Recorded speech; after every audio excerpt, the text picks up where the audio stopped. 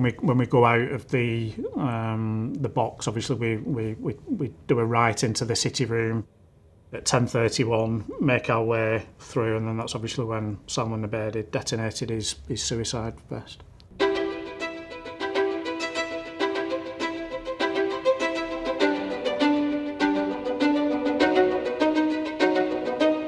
Can you tell us about the night, who you were going to the concert with and who you were going to see? So I was going with my daughter Eve. She was 14 at the time, and the tickets I'd bought as a surprise at Christmas. You know, that's how we spent kind of the daddy and daughter time, was kind of going to concerts, and you know, just loved music and singing, and so it was just really the night was just a celebration of that, really.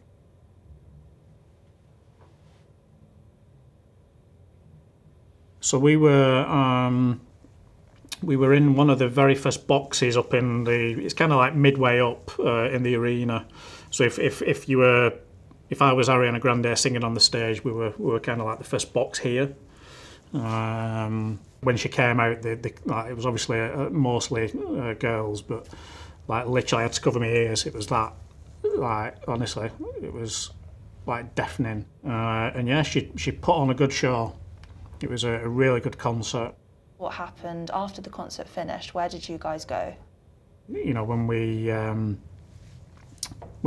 go out of the box, obviously we do a right into the city room at 10:31, make our way through, and then that's obviously when Salman Abedi detonated his suicide vest.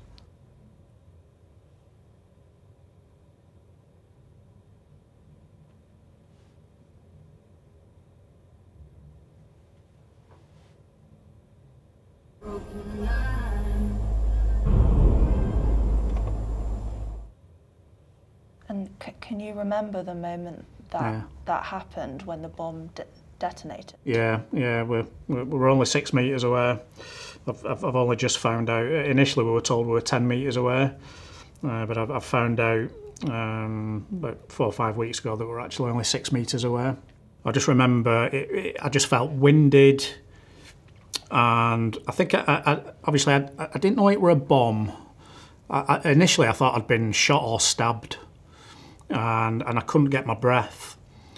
So I panicked because I was like, shit, like what's going on? Like I couldn't breathe.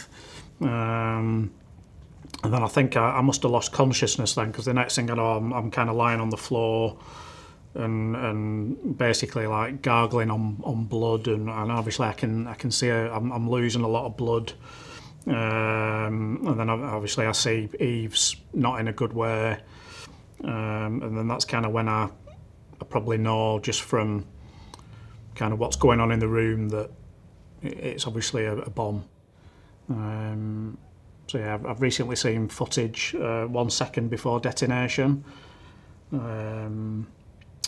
Which it's taken me a while to get my head around it, to see that picture and then see the picture afterwards where basically everyone around us is dead, and for some reason me and Eve have survived. So yeah, it's taken a bit of to get my head around it. A lot of the people that have died were facing frontwards, so they took the shrapnel, you know, basically all over the front of them. Thankfully, we'd walked past, so we had our backs turned, and thankfully I was in front of Eve. So basically, if the shrapnel's coming in that trajectory, I covered Eve. So I took. Thankfully, I shielded Eve from the blast. You know, I knew I wasn't in a good way. I knew I was dying. I knew I was losing a lot of blood. And I just remember kind of saying to myself, you know, you're not going to make it. You know, you've got one job to do now, and that's to, you know, make sure Eve gets out. And I knew that if I closed my eyes, I'd be dead, just from the amount of blood that I was losing. Obviously, I didn't realise how bad my injuries were, but I could tell from, you know, the pool of blood that I wasn't in a good way. And as a father, what was it like to see something like that happen to your daughter? Oh, it's the worst thing on earth. Because again, I give myself a hard time about it, because like most dads, I always said to Eve, like, you never worry when you're with me, because I'll protect you and keep you safe and nothing will ever happen. So I kind of feel like I've let her down and kind of failed as a dad, and yeah, like my superhero cape's got a bit of a rip in it. So yeah, I always feel a bit guilty about that. We were obviously shouting out for help, and the people were telling us that paramedics were on the way and help was on the way, but it just felt like forever. And a lot of people have said, and like my family have said, like they were always worried and upset for me because they thought I were in loads of pain and scared and stuff, but I wasn't. I was like really calm, and I wasn't in any pain. Actually, I was like really, like I say, I was just literally just concentrating on Eve and just kind of my breathing, and just because I knew like if I panicked I'd probably lose more blood, and so just to be thinking of things like that when you're dying, it's just crazy really. But kind of an acceptance that I probably wasn't going to make it. And I said to Chris, the security guard that was with me, like, tell my wife I love her. Just bear with us 1 second. I've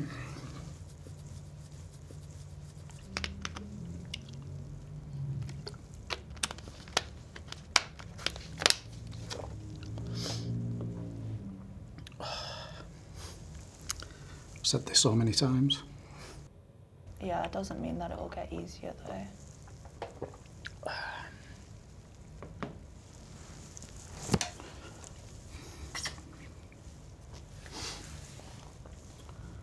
I don't think people I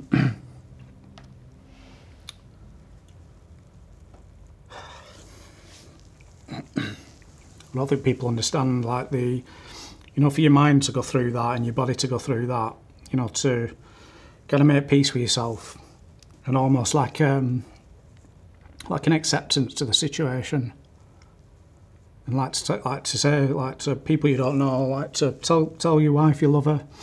You don't think you're going to like see anybody again, and it's a tough thing. Like that, like to accept that, it's a tough thing to go through, and that's why I'm like dead happy now to be alive. Because like for an hour, like to have to go through that and just like fight and be alone and scared, and it was awful.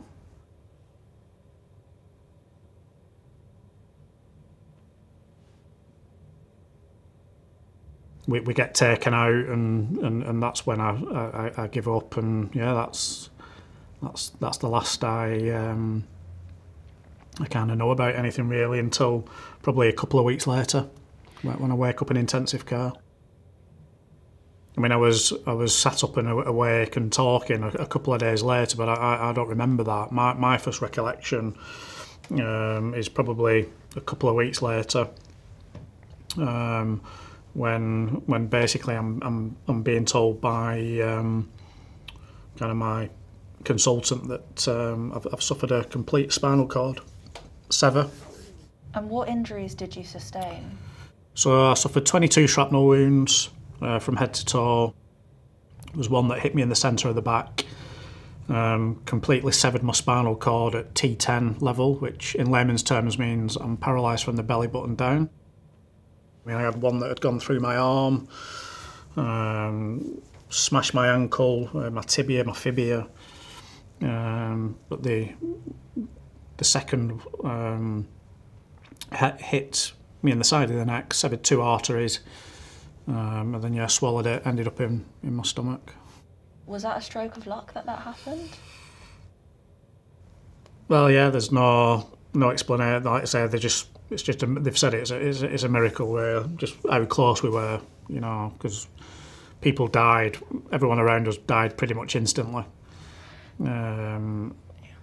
So yeah, there's just nobody can explain it. They didn't really tell me about Eve. They just kept saying that she was alive, because she was very much touch and go for quite a while, just because she had a very significant brain injury. Basically, one bolt got through and basically went through her head. So she was, you know, she wasn't in a good way for a long time. So they didn't think she was going to make it. So they just kept, again, I don't have any recollection of it, but apparently I was asking all the time, and it was just, yep, she's alive. Just, you've got to kind of concentrate on yourself now, which you can't really say that to a dad, because that's what you live for. As a family, how have your lives changed since that day? Kind of the Martin that you see in front of you now isn't the one that went to the arena that night. You know, that Martin died, you know, that night, and kind of I suppose a new one was born. You know, so my life, the life that I knew and the life that I had, kind of ended that night. Yeah, so I think, you know, you name it, you know, whether it's, you know, having a shower, going to the toilet, you know, how you drive, you know, dressing yourself, you know, how you get to places, where you stay, just it affects every way of life. You know, I think people look at me and think, you know, poor guy can't walk, but actually you get your head around that pretty quick. It's everything else that you know, kind of stays hidden that you don't see, you know. And that's the upsetting bit, you know, that's the bit that when I'm having a bad day, it'll get me down, you know. Those are the things that I don't think you ever get your head around. Do you ever get flashbacks to the event? Oh yeah, all the time, yeah. Probably every night, you know. It's probably first thing and last thing I think of every day. Everything that I'd gone through on the night, to have woken up and be alive and be in one piece, so to speak. Even though I had two guys telling me I wasn't going to walk again, even though, you know, I wasn't happy about it, it was kind of like, well, I'm here and I'm alive, so I'll take it, you know. But I just remember thinking, like, first thing I thought is I'm not going to be able to take my dog for a walk, and I'm not going to kick a ball again, and, you know, just like silly things really.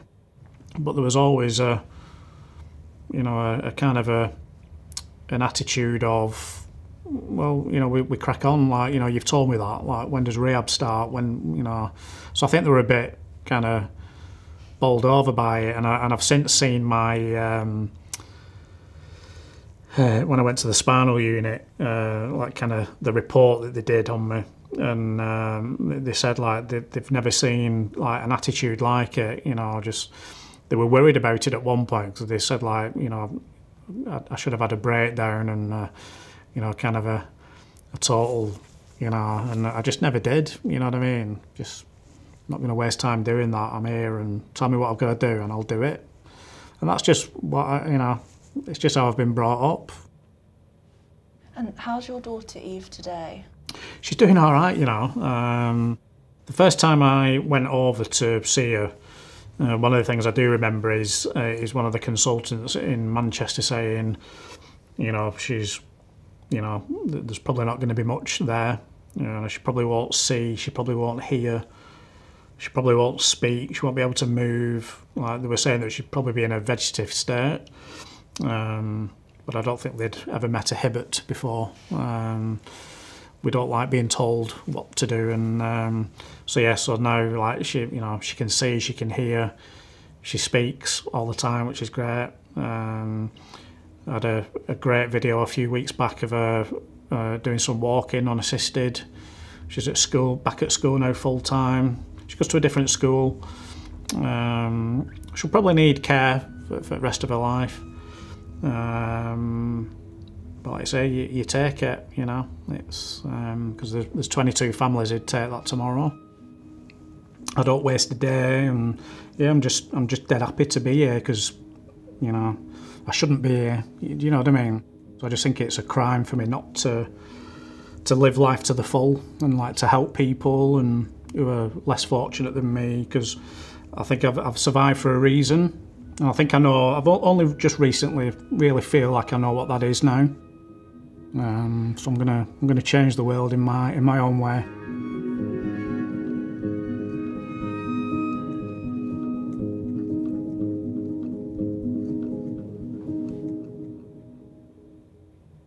And I remember unlocking my phone and WhatsApp was on, and I kind of closed WhatsApp and clicked on the camera. And the second I clicked the film, I saw what I guess the whole world saw.